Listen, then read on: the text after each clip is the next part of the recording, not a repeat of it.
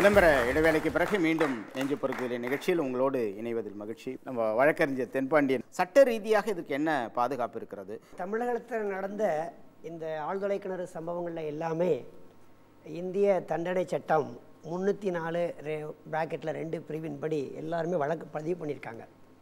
இந்த பிரிவு என்ன சொல்லுதுன்னா, நெக்லிஜென்ஸ், அதாவது மரணம் விளைவிக்க வேண்டும் என்று தெரியாமல் மரணம் விளைவித்தல், அவ்வளோதான். அவன் வேணும்னு அதை செய்யலை, இதுக்கு 10 ஆண்டுகள் வரை தண்டனை கொடுக்கலாம். ஆனால் எல்லாமே என்னென்னா இன்னும் கேஸ் பெண்டிங்கில் தான் நடந்துக்கிட்டு இருக்கு, வழக்குகள் நடந்துக்கிட்டு இருக்கே ஒழிய யாருக்கும் தண்டனை கொடுக்கல. ஏன்னா ஒரு சாஃப்ட்டு அணுகுமுறை, குழந்தை இறந்து போச்சு, சில விஷயங்கள் அவங்களுடைய குழந்தையே இறந்து போச்சு, அதனால் அவங்கள தண்டிக்கணுமா அப்படியே நம்ம ஹர்ஷனுடைய வழக்கிலேயே நான் பார்த்தது என்னென்னா, கலெக்டரே ஈடுபட்டு உடனே அந்த எஃப்ஐஆரை உடனே பொழைச்சிட்டான் அப்படின்னு தெரிஞ்ச உடனே நாங்கள் அப்போ உடனே ஒரு 2 நாளில் அந்த போய் அதை ஆய்வு பண்ணோம். பொழைச்சிட்டான்னு தெரிஞ்ச உடனே அந்த எஃப்ஐஆர் க்ளோஸ் பண்ணிட்டாங்க, வழக்கு முடிஞ்சிருச்சு அப்படின்ட்டு. அதனால் ஒரு கருணை அடிப்படையில் அவங்களுடைய குழந்தைகளே இப்படி பாதிக்கப்பட்டுறதே அப்படிங்கிறதுலாம் இது இருக்குது. இந்த குழந்தைகள் இந்த இதில் விழுந்துருவாங்க, இப்படி தோண்டும் போது இப்படி செய்யணும் அப்படிங்கிற ஒரு அவேர்னஸ், குழந்தை உரிமைகளை பற்றி, குழந்தைகளை பற்றி ஒரு நம்முடைய தமிழக அரசுக்கு அது கொடுக்க வேண்டிய, சட்டத்தின் வழியாக கொடுக்க வேண்டியது ரொம்ப கம்மியாக இருந்தது அப்படின்னு தான் நான் பார்க்குறேன். ஒரு குழந்தை அப்படின்னா ஐயோ பாவம் அப்படின்னு பார்க்கக்கூடாது. அந்த குழந்தைக்கு உரிமை இருக்கிறது, உயிர் வாழுகிற உரிமை இருக்கிறது, அந்த குழந்தைக்கு பாதுகாக்கிற உரிமை இருக்கிறது.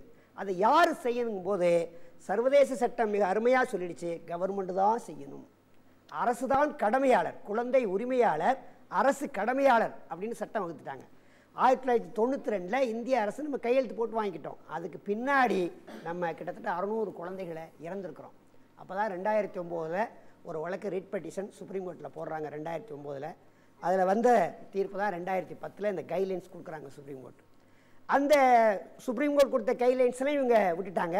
அதற்கு பின்னாடி உள்துறை அமைச்சகமே சொல்லுது இந்த விஷயத்தை. கிட்டத்தட்ட 561 குழந்தைகள் இந்தியா முழுக்க, தமிழ்நாட்டில் 24 குழந்தைகள் இறந்துட்டாங்க அப்படின்னு 2012. அதுக்கு பின்னாடி 2013 அந்த ஜட்ஜ்மெண்ட்டையே சொல்கிறாங்க, அது ஏன் நம்முடைய அரசுகள் இதை கவனிக்காமல் இருக்காங்க அப்படின்ட்டு. 2013 வந்ததை நம்ம தமிழ்நாடு அரசாங்கம் 2014 தான் எல்லாருக்கும் சுற்றறிக்கை அனுப்புது. அப்போ யாருடைய தவறு இது? என்னது, இந்த மாதிரி ஒரு போர்வெல் தோன்றுனா இவ்வளோ பாதுகாப்பு அமைப்புகள் இருக்கணும், இதெல்லாம் கடைப்பிடிக்கணும் அப்படின்னு அந்த கைட்லைன்ஸை 2014 அதுவும் குறிப்பாக நம்ம ஹர்ஷன் பிழைத்ததுக்கு பின்னாடி இவனை காப்பாற்றிட்டோம், காப்பாற்றுனதுக்கு பின்னாடி தான் எல்லாருக்குமே இந்த சுற்றறிக்கை அனுப்பப்பட்டிருக்கிறது. அப்போ யார் குற்றவாளி? அதான் நம்ம கேட்க வேண்டியது இருக்குது. ஒரு 80 பக்க ஆய்வு நாங்கள் தமிழ்நாடு அரசுக்கு கொடுத்தோம், எல்லா அமைச்சர்களையும் பார்த்து கொடுத்தோம். அதுக்கு உங்கள் மாதிரி பத்திரிகைகளுக்கெல்லாம் நாங்கள் கொடுத்தோம், ஊடகத்தில் வெளிப்படுத்தோம். 2015 ஒரு சட்டத்தை கொண்டு வந்தாங்க. அந்த சட்டத்திற்கு பின்னாலும் நீங்கள் பார்த்தீங்கன்னா ஒரு குழந்தை இறந்துருக்கு. அப்படின்னா என்னென்னா, அதில் சொல்கிறாங்க போர்வெல் தோண்டணும் அப்படின்னா ஒரு 5000 ரூபா கட்டி அனுமதி வாங்கணும் அப்படின்னு. இன்றைக்கி நீங்கள் பார்த்தீங்கன்னா அதெல்லாம் எங்கேயும் நடக்கிறதில்ல, உள்ளாட்சிகள் அது மாதிரிலாம் நடக்கிறதில்ல. நான் இப்போ நானே இந்த ஒரு வாரத்தில் 3 போர்வெல் தோண்டிய விவரங்களை பார்த்துருக்கேன், நானே போய் சண்டை போட்டிருக்கேன். அந்த அளவுக்கு இந்த சட்டத்தை பேரளவுக்கு கொண்டு வந்தாங்களே ஒழிய அந்த சட்டத்தை அமுல்படுத்துறதுல அரசாங்கம் மெத்தனமாக இருக்குது அப்படின்னா. நன்றி திரு ஜெயகாந்தன். இதில் என்ன மாதிரியான இடர்பாடுகள் இருக்கிறது? முக்கியமாக இந்த விபத்து நடக்கிறதுக்கு 3 பேர் முக்கிய காரணம். முதல்ல ஒப்பந்தக்காரர், 2வது நில உரிமையாளர், 3வது அந்த பகுதியில் இருக்கிற அரசாங்க அதிகாரி. அந்த அரசாங்க அதிகாரிக்கு போயே மைண்டில் வரதில்லை, இந்த மாதிரி நடக்குன்றதே தெரிய மாட்டேன். நம்பர் 1. அதுக்கப்புறம் தான் அவர் இன்ஸ்பெக்ட் பண்ணணும். ஆஸ் அ ரூல்லாம் இருக்குது, பேசிக்காக என்னென்ன பண்ணணும், ஒரு அடியை உயரத்துக்கு காங்கிரீட் போடணும், அந்த மாதிரி ரூல்லாம் இருக்குது. முள்வெளியெல்லாம் அமைக்கணும், அது பண்ணுறது கிடையாது. அவருக்கு மைண்ட் போகிறதே கிடையாது ஃபஸ்ட்டு. 2வது தண்ணி வராத விரக்தியில் இவரும் அப்படியே விட்டுறாரு ஓனர். இப்போது சகோதரர் வீட்லேயும் அவரே ஓனராக இருந்து அவர் குழந்தைய அளவுக்கு நிலைமை இருக்குது. 3வது ஒப்பந்தக்காரர் பல வேலைகள் அப்படியே விட்டு அடுத்தடுத்து பிஸ்னஸ் பண்ணுறது தான் போகிறத தவிர அதை நின்று தனி மனிதனோட அலட்சியம் தான் இதுக்கு முக்கிய காரணம். இந்த 3 பேரையும் கண்டிப்பாக ஒருத்தர் பாதிக்கப்பட்டாலும் சரி, ஒருத்தரோட காரணமாக இருந்தாலும் சரி, 3 பேரையும் நிற்க வச்சு கேள்வி கேட்டு தண்டனை 3 பேரும் கொடுத்தா தான் விழிப்புணர்வு மற்றவனுக்கு வரும். மற்றவங்களும் இந்த மாதிரியான இடர்பாடுகள் இல்லாமல் இதை தடுக்கலாம். சரி, நன்றி.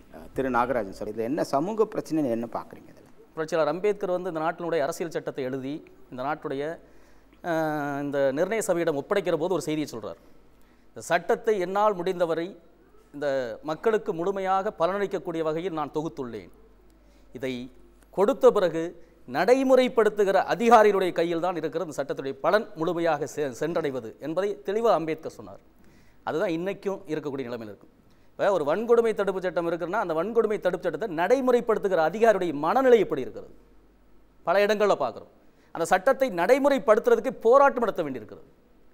அப்போ ஒரு சட்டத்தை விழிப்புணர்வு மக்களுக்கு தேவைன்னு பல்வேறு விதமாக இங்கே கருத்துக்களை சொன்னாங்க. ஆனால் உண்மையாக சொல்கிறேன், ஒரு சட்டத்தை விழிப்புணர்வு கொண்டு வருவதே எங்களை போன்ற ஒடுக்கப்பட்ட அமைப்புகளுடைய தான் சேர்ந்து நாங்கள் விழிப்புணர்வு கொண்டு வரோம். அதை கூட நாங்கள் பார்த்துட்டு ஒரு அதிகாரியை சந்தித்தோ ஒரு காவல்துறை அதிகாரி சந்தித்தோ அதை பற்றி பேசினோம்னா அவங்க என்ன சட்டம் படித்து வந்திருக்கியா, மெத்த படித்தவனா என்று கேட்கிற அளவில் தான் இன்றைக்கு இருக்கக்கூடிய அதிகாரியுடைய மனநிலை இருக்கிறது.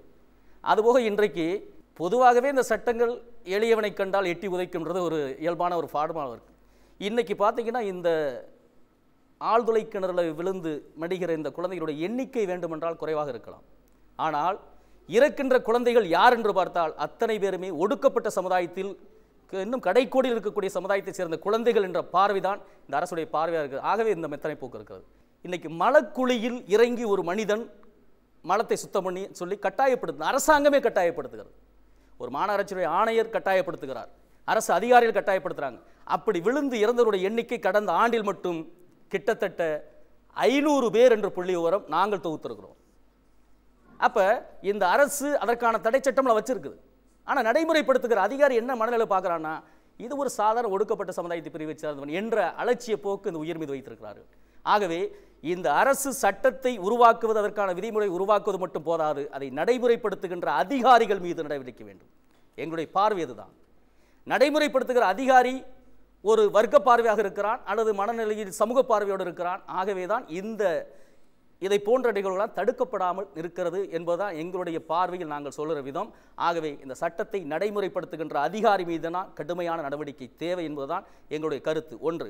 இரண்டாவது பார்த்தீங்கன்னா, இந்த ஆழ்துளை கிணறுல கூட வந்து தோண்டும் போது நில உரிமையாளர் யாருக்கு சொந்தமான நிலம்னு எழுதி போடணும், இத்தனை பேனர் வைக்கணும். எந்த இடத்துல நம்ம பார்த்துருக்கோம் அந்த மாதிரி விஷயங்கள்? எந்த இடத்துலையும் பார்க்கவில்லை. இந்த சட்ட விதிகளை கடைபிடிக்காமல் இருப்பதற்காகவே லஞ்சங்கள் பெரிய அளவில் இங்கே கைமாறப்படுகிறது. அதைவிட இன்னொரு விஷயம், நாமக்கல் மாவட்டத்தில் எங்கள் தோழர் ஒருத்தர் சொன்னார், கிட்டத்தட்ட 6000க்கு மேற்பட்ட அங்கே இந்த மாதிரி இந்த போர்வெல் வாகனங்கள் வச்சுருக்காங்க. ஒவ்வொரு போர்வெல் வாகனத்திலையும் இருக்கக்கூடிய வேலையாட்கள் பார்த்தீங்கன்னா கிட்டத்தட்ட ஒரு 10 பேருக்குள்ளாக இருக்கிறாங்க. கணக்கு போட்டிங்கன்னா கிட்டத்தட்ட 1 லட்சம் பேர் அதில் தொழிலாளர் வேலை செய்கிறாங்க. அத்தனை பேருமே ஒடுக்கப்பட்ட சமுதாயத்தை சேர்ந்தவர்கள்.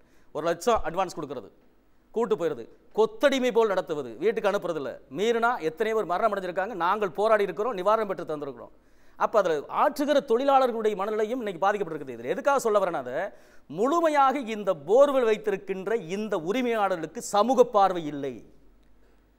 அவருடைய நோக்கம் முழுமையாக லாபகரத்தை நோக்கி இருக்கிறது. ஒரு நாளைக்கு 10 இடத்துல நம்ம தோண்டினா போதும், அதில் லாபம் கிடைச்சா போதும் என்ற பார்வை இருக்கிறதே தவிர, நாம் தோண்டுகிற இந்த குழி என்பது உயிரை காவு கொள்ளக்கூடாது என்ற சமூக பார்வை அவர்களுக்கு இல்லை.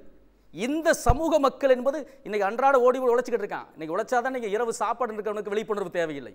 அந்த பொறுப்பும் அக்கறையும் இங்கு இருக்கக்கூடிய அந்த போர்வெல் போடக்கூடிய அந்த நபர்களும் இருக்கணும். ஆகவே லாப நோக்கை மட்டுமே மையப்படுத்தி செயல்படுகின்ற இவர்கள் மீது நடவடிக்கை வேண்டும்.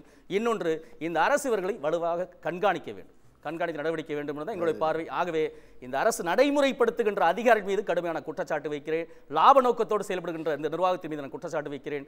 ஆகவே இந்த விழிப்புணர்வை நாங்கள் தொடர்ச்சியாக மக்களிடம் எடுத்து செல்கிறோம். அரசு செய்ய வேண்டிய கடமையை நாங்கள் செய்து கொண்டிருக்கிறோம் என்பதை மட்டும் நான் இந்த நேரத்தில் தெரிவித்துள்ளேன். நன்றி திரு நாகராஜன். திரு சுந்தரராஜன் சார், ஆழ்துளை கிணறை அவர்கள் தோண்டுகின்ற போது அலட்சியம் ஒரு மிகப்பெரிய குற்றச்சாட்டாக இருக்கிறது. அப்போ நீங்கள் உங்களுடைய பார்வையில் இதை நீங்கள் எப்படி பார்க்குறீங்க? இல்லை, அதாவது மிகச் சரியான ஒரு பார்வையில் இப்போ நீங்கள் கொண்டு வந்துருக்கிறீங்க. அதாவது நம்மளோட தமிழ் பண்பாடு என்பது நோய் நாடுவதோடு நோய் முதலை நாடுவது தான். அதனால் இந்த குழாய்களில் இந்த குழந்தைகள் இருப்பது என்பது ஒரு வருந்தத்தக்க ஒரு விஷயமாக இருந்தாலும் கூட இது ஒரு மூலம் அல்ல, இது ஒரு நோய் மூலமே அல்ல. அடிப்படையில் நீங்கள் சொல்கிறத போல் இது அடிப்படையில் நமது நீர்வளங்கள் சூறையாடப்படுவது, இதை திட்டமிடாமல் பராமரிக்காமல் விடுவது, இந்த மாதிரியான ஒரு பொறுப்பற்ற ஒரு தன்மை தான் இது எல்லாத்துக்கும் அடிப்படையான ஒரு காரணமாக இருக்குது. சில ஆண்டுகளுக்கு முன்னால் வரைக்கும் நமக்கு இந்த ஆழ்குழாய் கிணறுகள் அப்படிங்கிறதுலாம் அதிகபட்சமாகவே 6 அங்குலம் தான் இருக்கும். அதிகபட்சமாகவே நம்ம வீடுகளுக்கோ இல்லை ஒரு பெரிய வீடு சார்ந்த அந்த மாதிரியான டொமஸ்டிக் யூசேஜுக்கு தேவையானது அவ்வளவுதான் இருக்கும். இன்றைக்கி ஒரு வீட்டுக்கு கூட 8 அங்குலம் 10 அங்குலம் 12 அங்குலம் ஆழ்குழாய் கிணறுகள் தோண்ட வேண்டிய அவசியம் ஏன் வந்தது அப்படிங்கிற ஒரு அடிப்படையான ஒரு கேள்விகள் இருக்கு. என்னன்னு கேட்டீங்கன்னா, நம்ம இயற்கையான இந்த நீர் ஆதாரங்கள் எல்லாத்தையும் அழிச்சுக்கிட்டு இருக்கிறோம். ஒரு பக்கம் இன்னைக்கு ஆறு என்பது நமக்கு ஒரு மணல் குவாரியாகத்தான் தெரிஞ்சுக்கிட்டு இருக்கு. இதை தான் இன்னைக்கு அரசாங்கம் வலியுறுத்திக்கிட்டு இருக்கு. இந்த சமூகத்தில் இந்த நீர் ஆதாரம் அப்படிங்கிறது அடிப்படையான ஒரு விஷயம். நமக்கு இன்னைக்கு கண்ணுக்கு தெரிய போகிற சில பச்சிளம் குழந்தைகள் பாலர்களோட உயிர்கள் நமக்கு முக்கியமாக தெரியுது, அது முக்கியம்தான். ஆனால் மறைமுகமாக போகிற உயிர்கள், மக்கள் சந்திக்கிற பிரச்சனைகள், இதெல்லாம் தாண்டி ரொம்பவும் ஆழமான விஷயங்கள். இந்த நீர் ஆதாரம் அப்படிங்கிறத நம்ம பாதுகாக்க தவறியதோட ஒரு விளைவாகத்தான் இதெல்லாம் தெரிஞ்சுக்கிட்டு இருக்கு. அதோட ஒரு பரிமாணம் தான் இந்த ஆழ்துளை கிணறுகள், அது சார்ந்த இந்த மரணங்கள் அப்படிங்கிறதுலாம். இதை கூட நம்ம அரசாங்கம் எப்படி பார்க்குது அப்படின்னு பார்த்தீங்கன்னா, ரொம்ப ஒரு மோசமான சூழலை தான் நம்ம இருந்துகிட்டு இருக்கிறோம். இது சூழல் சார்ந்த ஒரு பார்வையின் மூலமாக இந்த பிரச்சனைகளை நம்ம தவிர்க்க முடியும். அதாவது இப்போ மருத்துவர்கள், பொறியாளர்கள் இந்த குழந்தைகளை காப்பாற்றுவதற்கான நல்ல வழிகளெல்லாம் செஞ்சுருக்கிறாங்க, உண்மைதான். இப்போ நண்பர் சொன்ன மாதிரி இன்னைக்கு இருக்கிற இந்த ஐஐடி மாதிரியான ஒரு உயர்கல்வி நிறுவனங்கள் இவங்க யாருக்காக செயல்படுறாங்கிறதே ஒரு அடிப்படையான கேள்வியாக இருக்குது. இன்னைக்கு மனிதன் மனித கழிவை மனிதனே அகற்ற இதற்கு ஒரு கருவியை கண்டுபிடிக்க முடியாமல் இவங்க சந்திராயன் விட்டு என்ன ஆக போகுது, இல்லை அதை விட ஒரு இந்திராயன் விட்டு என்ன ஆக போகுது? விழிப்புடாத ஒரு அரசாங்கம், ஒரு சமூகம் இது விழிப்படைந்தால் மட்டும்தான் இந்த மாதிரியான பிரச்சனைகளுக்கு ஒரு நிரந்தர தீர்வு வரும். அதற்கான ஒரு முயற்சியாக இந்த மாதிரியான விவாதங்கள், நிகழ்ச்சிகள் நிறைய வரணும். நன்றி திரு சுந்தரராஜன்.